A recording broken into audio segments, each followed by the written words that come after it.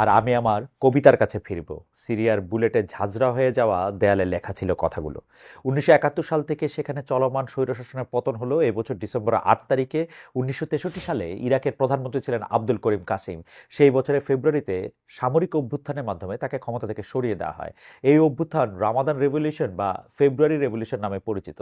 সে সময়ের বড় একজন নেতা ছিলেন হাফেজ আল আসাদ। পরবর্তীতে এই ধারাবাহিকতায় সিরিয়ার রাষ্ট্রপতি হয়েছিলেন 1971 সালে এবং আমৃত্যু ক্ষমতায় ছিলেন।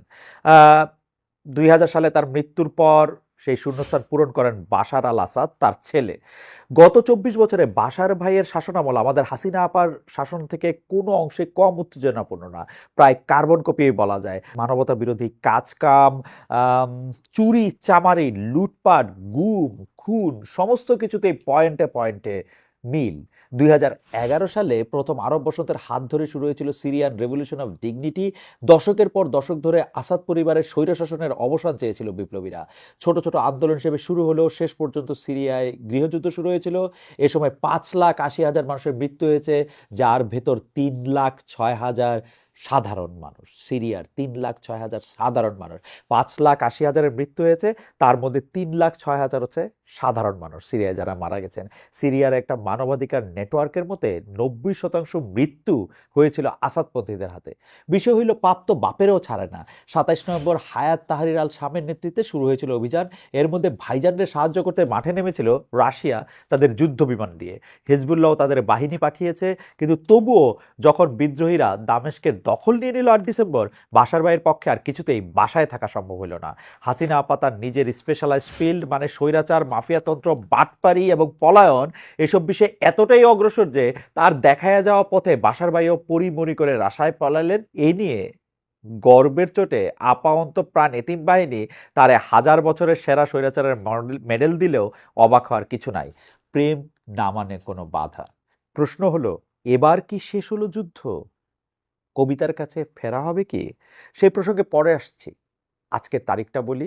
যখন উচিত কথা রেকর্ড করছি তখন 13 ডিসেম্বর শুক্রবার, আর আপনারা যখন শুনছেন তখন 16 ডিসেম্বর সোমবার, অর্থাৎ আমাদের বিজয় দিবসের দিন, বিজয়ের দিন। হাসিনা শাহীর পতনের পর স্বাধীন সার্বভৌম বাংলাদেশের প্রথম বিজয় দিবসে শ্রদ্ধা ও কৃতজ্ঞতা নিয়ে স্মরণ করছি মুক্তিযোদ্ধা ও শহীদদের। একজন মানুষ যখন শাসকের বিরুদ্ধে বিদ্রোহ করেন, যখন সে বিদ্রোহে সামিল হন লাখ কোটি মানুষ, তখন সেটা কোনো স্বাভাবিক পরিস্থিতি থেকে হয় না।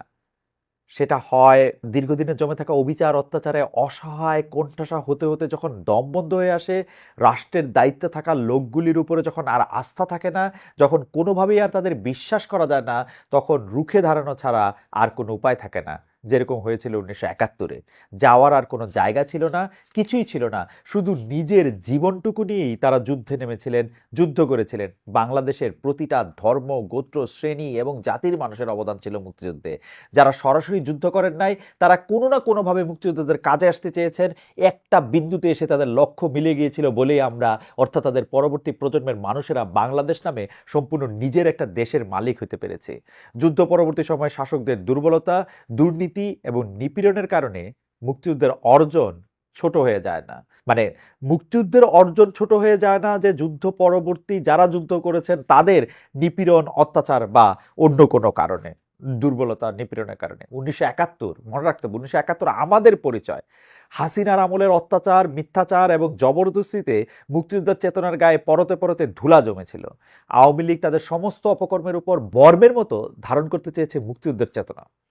তারা বাংলাদেশের জনগণের যুদ্ধকে একটা পরিবারের একচেটিয়া সম্পত্তি বানিয়ে ফেলতে চেয়েছিল। তাতে চেতনা শব্দটাই তখন বিষাক্ত মনে হতো। তাদের বিভেদের মূল মন্ত্র ছিল মুক্তিযুদ্ধের পক্ষের শক্তি এবং রাজাকার। এতে সবচেয়ে ক্ষতি হচ্ছিল আমরা আমাদের ইতিহাস ভুলে যাচ্ছিলাম। মুক্তিযুদ্ধের শহীদদের জন্য অন্তরের ভেতর থেকে যে ভালোবাসা উঠে আসার কথা, তা শেখ হাসিনার আওয়ামী লীগের গায়ে ধাক্কা খেয়ে ফিরে আসছিল। জুলাই ছাত্র জনতার অভ্যুত্থান আমাদের চোখের উপর থেকে শেখ হাসিনার ধুলার পর্দা তুলে নিয়েছে। মুক্তিযুদ্ধের গানগুলি জুলাইয়ের সময় যেভাবে অস্তিত্ব ধারণ করেছে, আগে কখনো এরকমভাবে করেছি বলে মনে পড়ে না। আসলে আগে কখনো করিও নাই। এত তাড়াতাড়ি সব ভুলে যাই আমরা। মনে আছে মাত্র ৪ মাস আগে সারা দেশে নেট যোগাযোগ বন্ধ করে দিয়েছিল শেখ হাসিনা প্রশাসন। মানুষের মাথার উপর হেলিকপ্টার টহল দিত যে, মনে আছে? বিদেশ থেকে দেশের মানুষের সাথে যোগাযোগ প্রায় অসম্ভব ছিল। সে সময় লুনা রুশদির লেখা একটা ফেসবুক স্ট্যাটাস পড়িত। মনে আসতেছে যুদ্ধ শেষে ফোরাতের পানি আজলা ভরে নিয়েও পান করতে পারলেন না ইমাম হোসেন। মনে আসতেছে টিয়ার গ্যাসে জ্বালা করা চোখ, ঘামে ভেজা ক্লান্ত শরীরে পানির বোতলের বস্তা টানতে টানতে মীর মুগ্ধ বলতেছে, পানি লাগবে কারো? মাথা বেয়ে রক্ত ঝরতেছে আর ছেলেটা বলতেছে, ভাইয়া আমি কি মারা যাব? তখনও একটা অনিশ্চয় হাসি লেগেছিল ঠোঁটে।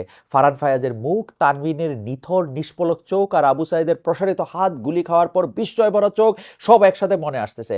রাতে আমার জানালার কাঁচ কাঁপে ঝড়ের ঝাপটায়। মনে হয় এই ছেলেদের আত্মারা ভাসতেছে বাতাসে, আমার জানালায় ধাক্কা দিতেছে ওরা।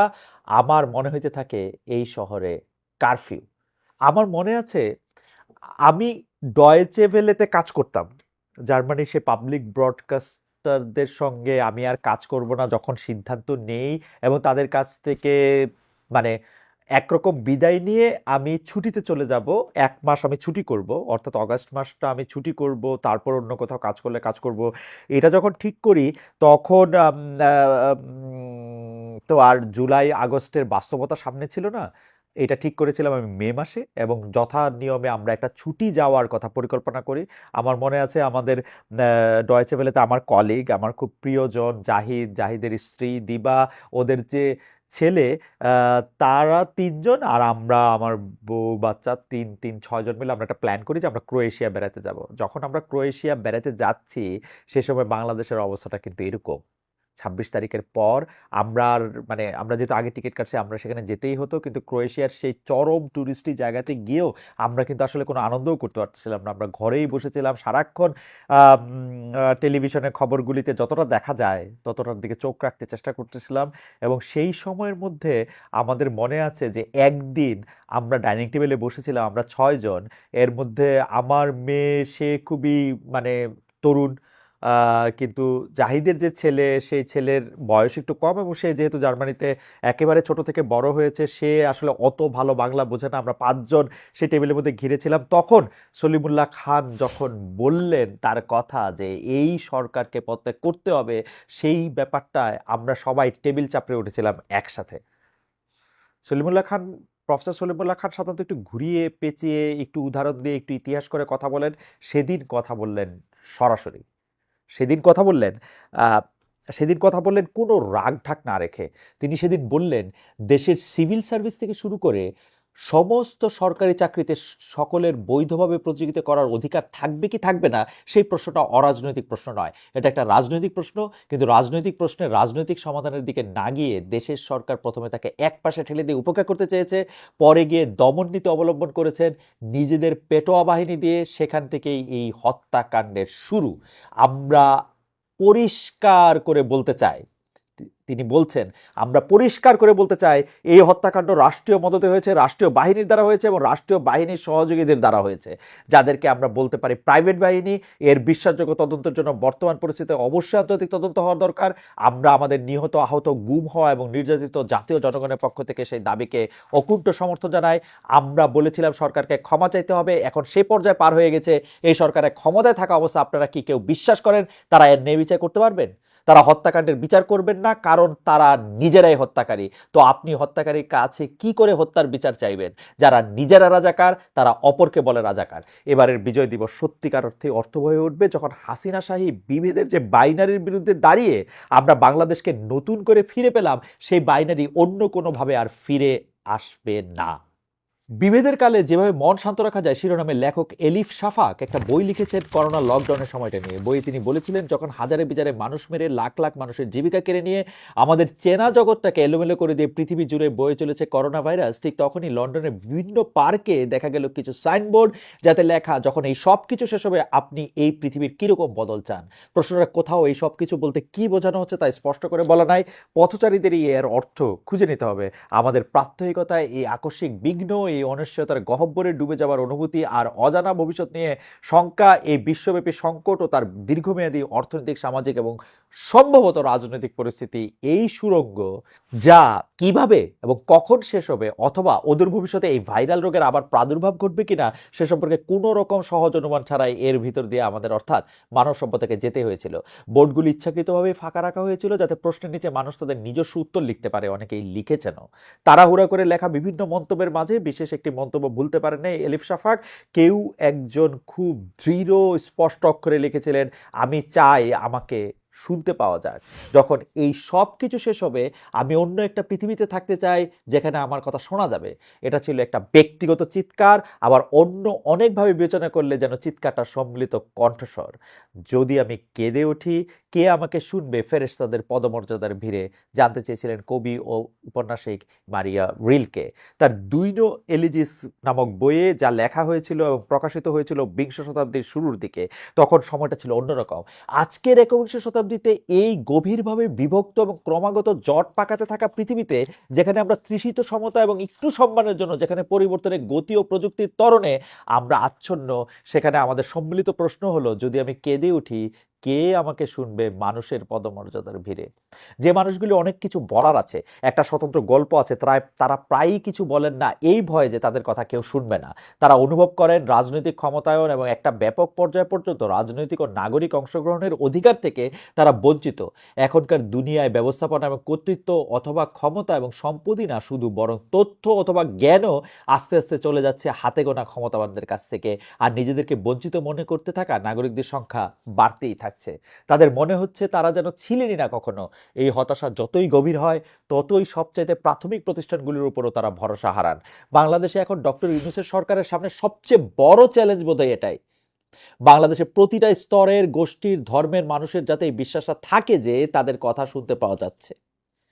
আগামীকাল 14 ডিসেম্বর 1971 সালের এই দিনে পাকিস্তানি সেনাবাহিনী বাংলাদেশের উপরে শেষ আঘাতটা হানে।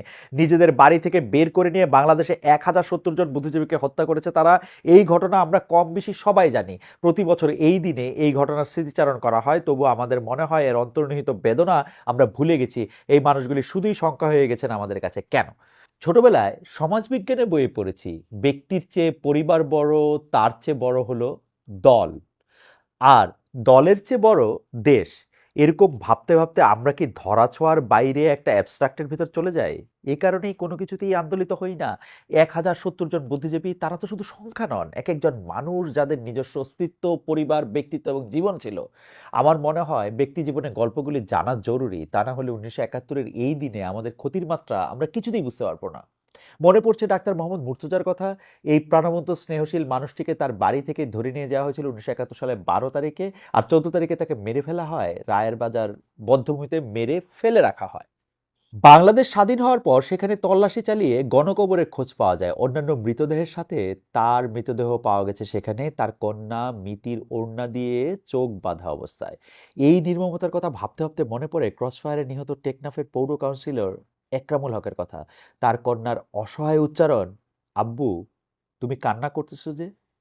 এই দুই হত্যাকাণ্ডের সময় আলাদা, প্রেক্ষাপট আলাদা, তবু মনে হয় যেন হত্যাকারীদের চেহারা একদম এক। মনে পড়ছে ফিলিস্তিনি কবি মাহমুদ দারবিশের কবিতা দ্য এনিমি, শত্রু। কবিতার এক জায়গায় তিনি লিখেছেন, খুনি সবসময় একরকম দেখতে, কারণ সে একই সত্তা আলাদা আলাদা ভাগে ছড়ানো। সে আমাকে দেখে, আমরা তাকে দেখি না, কারণ সে একটা ধারণার উপর এঁটে বসা ইস্পাতের মুখোশ। তার চেহারা, বয়স, চোখ কিছুই নেই, শুধু নিজেদের জন্য বেছে নেয় একটা নাম আছে, শত্রু। আমার মনে হয় এই শত্রুকে শনাক্ত করা জরুরি। সে বারবার ফিরে আসে, কখনো পাকিস্তানি সেনাবাহিনী রূপে, কখনো আমি আল্লাহকে সব বলে দিব সিরিয়ার মৃত্যু পথযাত্রী শিশুর অসহায় উচ্চারণের মধ্যে সে ফিরে আসে, কখনো লেবানন, কখনো ইউক্রেন, ফিলিস্তিনে হাজার হাজার শিশুর মৃত্যু পরোয়ানা নিয়ে সে হাজির হয়।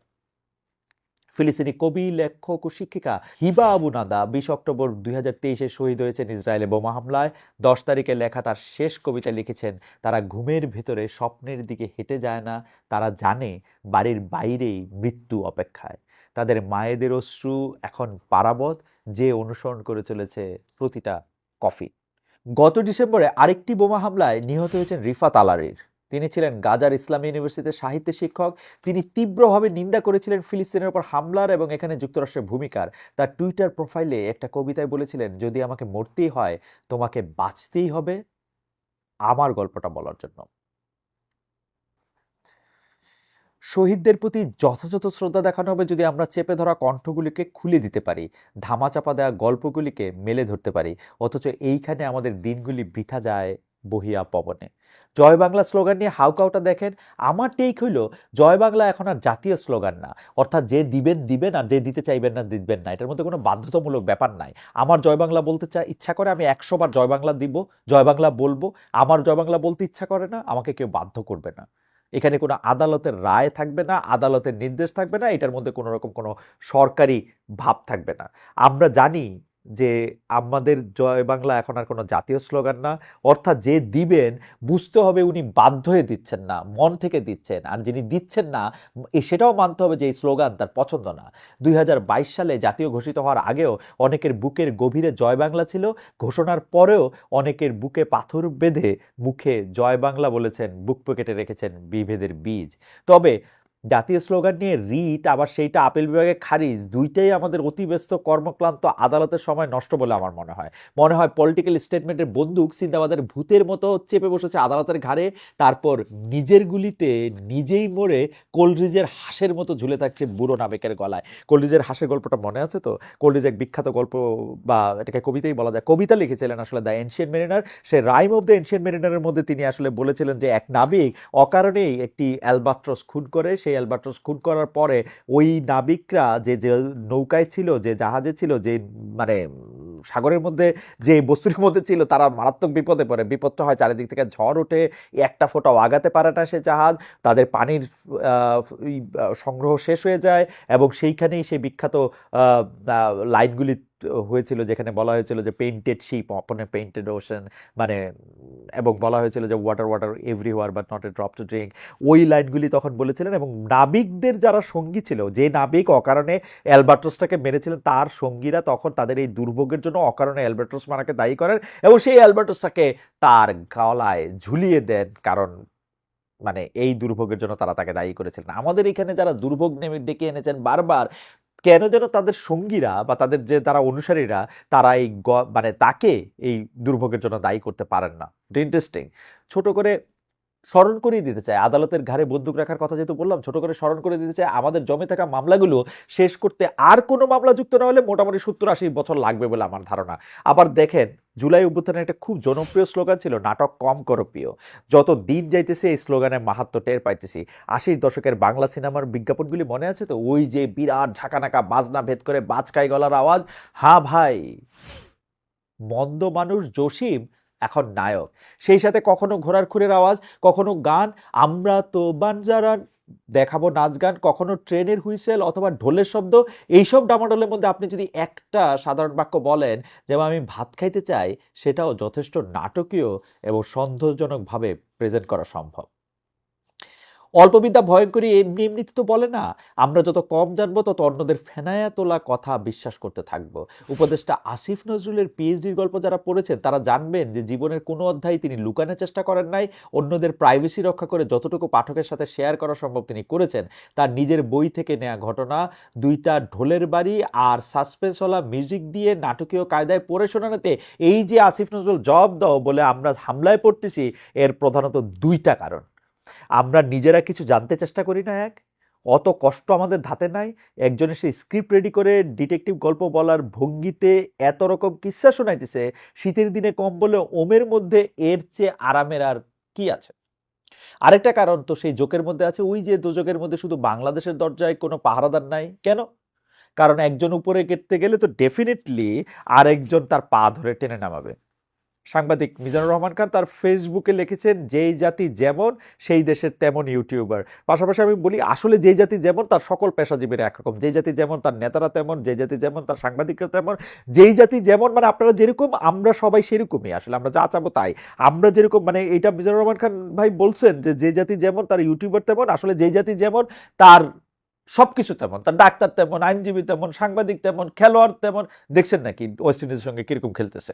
যাই হোক, এত বিভাজনের মধ্যেও ভালো লাগে যখন দেখি বাংলাদেশের সার্বভৌমত্বের প্রশ্নে সবাই এসে মিলে যাচ্ছে। কয়েকদিন আগে ভারতের পররাষ্ট্র সচিব বাংলাদেশে ঘুরে গেলেন। ১৬ বছর ধরে শেখ হাসিনা সরকার ভারতকে জি হুজুর করে গেছেন। শেখ হাসিনা ছিলেন ভারতের কর্মচারীর মতন। আমরা ভারতের চোখে চোখ রেখে কোনো সরকারকে কথা বলতে দেখি নাই। বর্ডারে মানুষ মারা গেলেও আমাদের মন্ত্রীরা বলতেন এইটা আমাদের দোষ, কারণ আমরা গরুচোর, তাই গুলি খেয়ে মরি। এটা ঠিক আছে, ভারতের দোষ নাই। তিস্তা নদীর পানি ভারত দিতেছে না, আমাদের সরকারও তাদের সাথে গলা মেলাতো, অথচ এখন অন্তত আমরা চোখে চোখ রেখে কথা বলছি। প্রণয় ভার্মাকে তলব করাও আমাদের জন্য অভিনব। এরকম এত বছর কিন্তু আসলে আর দেখি নাই। এত একজন নাগরিক হিসেবে সরকারের প্রতি আমাদের ভরসা জন্মায়। বিজয় দিবসে আমাদের আশা থাকবে যে যেরকম রুজুতার সাথে ইউনূস সরকার ভারতের কাছে আমাদের রিপ্রেজেন্ট করেছেন, একই রকম দৃঢ়তা এবং সাহসের সাথে তারা দেশের ভিতরের বিভিন্নমুখী রাজনৈতিক চাপও মোকাবেলা